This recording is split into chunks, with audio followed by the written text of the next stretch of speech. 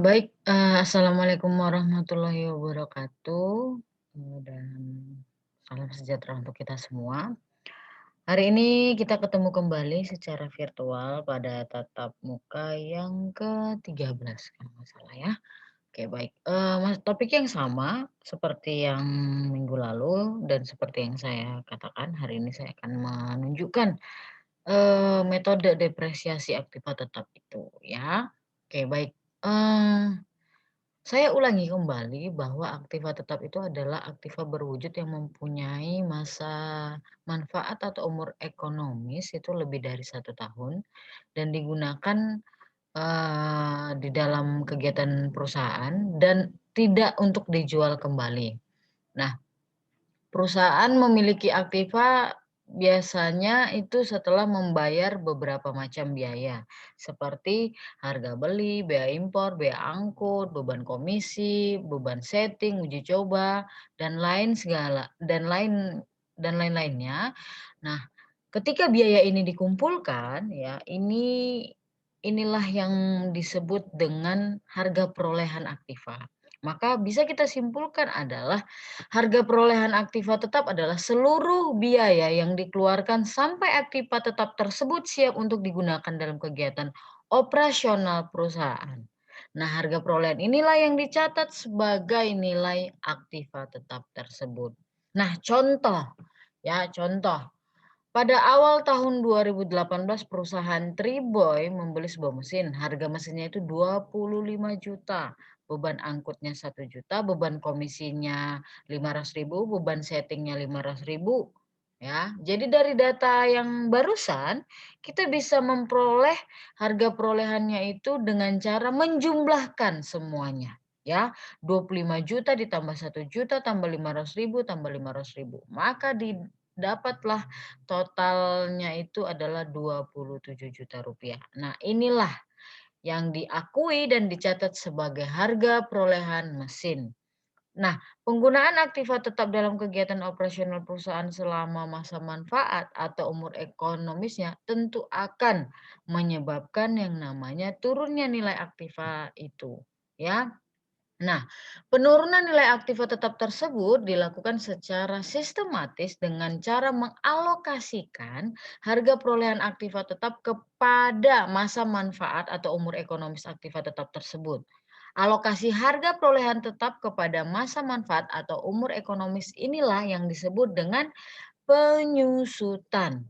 Nah, penyusutan aktiva tetap ini lalu akan dibebankan pada periode di mana aktiva tetap itu digunakan, sehingga itulah yang disebut dengan beban penyusutan. Oke, baik.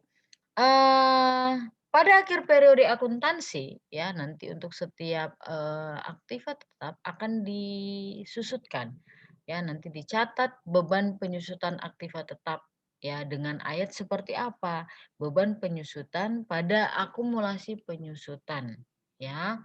Di situ titik-titik ya, kenapa saya buat titik-titik, ya bisa mesin ya, dan lain segalanya, ya. Nah, besarnya beban penyusutan itu tergantung metode apa yang digunakan untuk menghitung beban penyusutannya. Ya, beban penyusutan aktiva tetap itu, dapat dihitung dengan berbagai metode. Minggu lalu sudah Ibu jelaskan ya, beberapa ya, garis lurus, metode jam jasa, produksi, dan, metode beban berkurang ya. Ini Ibu ulangi kembali ya metode garis lurus. Rumusnya seperti apa? Harga perolehan dikurang nilai sisa per umur ekonomis atau taksiran masa manfaatnya. Contoh, ya dari contoh yang tadi yang sebelumnya. Ya, misalnya si perusahaan Triboy ini ya umur ekonomis mesin yang barusan dibelinya itu adalah 5 tahun. Dengan taksiran nilai sisa mesin itu adalah 300.000. Maka dengan gampang kita menghitung penyusutannya berapa dengan metode garis lurus. Ya kita masukkan angkanya. Harga perolehannya 27 juta dikurang nilai sisanya 300.000 per masa manfaatnya berapa? 5 tahun. Maka dapatlah 5.340.000 per tahun. Itulah penyusutannya. Ya. Lalu nanti itu kita masukkan ke jurnal ya. seperti yang minggu lalu yang sudah Ibu jelaskan ya. Lalu ini ada dengan metode jam jasa ya. Metode jam jasa ini rumusnya seperti apa? Harga perolehan dikurang nilai sisa per taksiran total jam penggunaan aktiva itu ya. Nah, lalu nanti eh berdasarkan berdasarkan rumus ini nanti itu akan kita dapat per jamnya. Ya, per jam, penyusutan per jamnya. Nah, lalu nanti kalau kita misalnya ingin menghitung penyusutannya pada tahun yang bersangkutan dengan cara seperti apa? Penyusutan per jamnya dikali jumlah jam penggunaan mesin pada tahun itu, begitu ya. Nah, contoh yang sama perusahaan Triboi ya, eee taksiran total jamnya itu selama mesin itu ada itu 25.000 jam. Nah, pada tahun 2018 dia digunakan hanya 5.000 jam. Maka kita dapat menghitung penyusutannya pada tahun 2018 seperti apa? Kita hitung dulu berapa penyusutan per jamnya, ya. 27 juta dikurang 300 per 25.000 jam. Maka dapatlah dia nanti 1.068 per jam penyusutannya. Maka nilai yang ini kita kalikanlah dengan total jam yang dipakai pada tahun 2018 karena kita mencari beban penyusutan pada tahun 2018.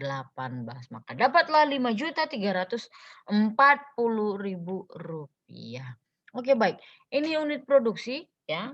Rumusnya seperti apa ya?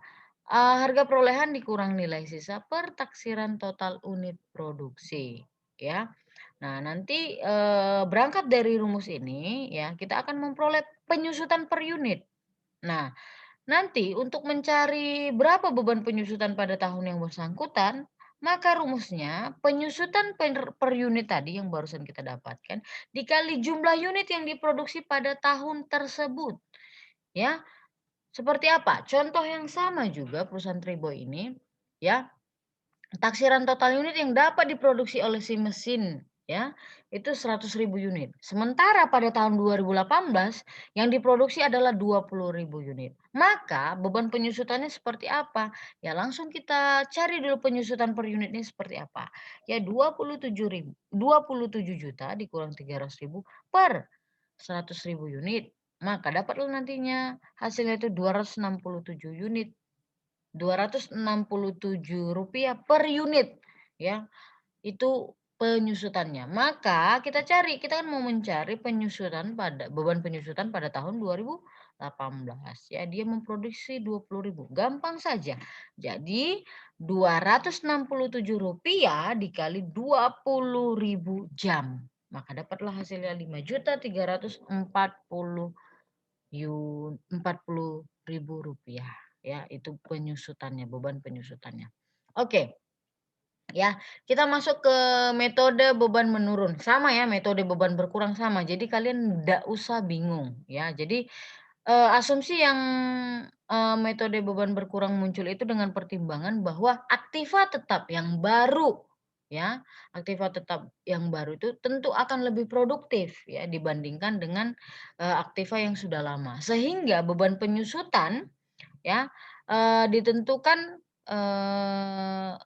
besar pada tahun awal penggunaannya. Kemudian, pada tahun berikutnya itu akan menurun. Jadi, begitu ya, asumsinya seperti itu bahwa, aktiva tetap yang baru itu tentunya akan lebih produktif dibandingkan dengan, aktiva tetap yang sudah lama, ya. Nanti sehingga beban penyusutan itu ditentukan besar pada awal tahun penggunaannya. Kemudian pada tahun berikutnya itu akan menurun. Oke, kita lihat. Nah ini, metode jumlah angka tahun ya,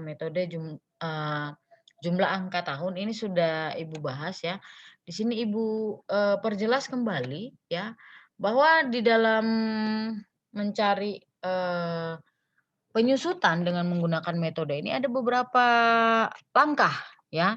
Yang pertama menentukan bobot tahun dulu kita ya, menentukan bobot tahun di mana tahun pertama memiliki bobot yang lebih besar daripada tahun berikutnya. Ya dari contoh perusahaan si Triboy tadi itu katanya 5 tahun ditaksir. Maka nanti bobot tahunnya dapat kita hitung kita buat seperti ini Ya, tahun pertama, kedua, ketiga, keempat, kelima. Bobotnya seperti apa? Bobotnya 5, 4, 3, 2, 1 begitu. Lalu menentukan jumlah angka tahun, ya. Ini tinggal kita jumlahkan saja maka hasilnya 15.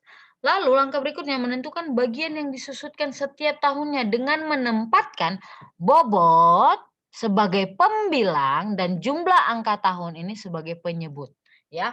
Bobot sebagai pembilang dan jumlah angka tahun sebagai penyebut. Seperti apa dia, Bu? Seperti ini, ya. Kita tentukan dulu, kita lihat, oh tahun sekian, tahun 1 5/15, tahun 2 4/15, begitu seterusnya. Lalu tinggal kita menghitung penyusutan setiap tahunnya dengan cara mengalihkan bagian yang disusutkan setiap tahunnya dengan nilai aktiva tetap yang disusutkan, ya.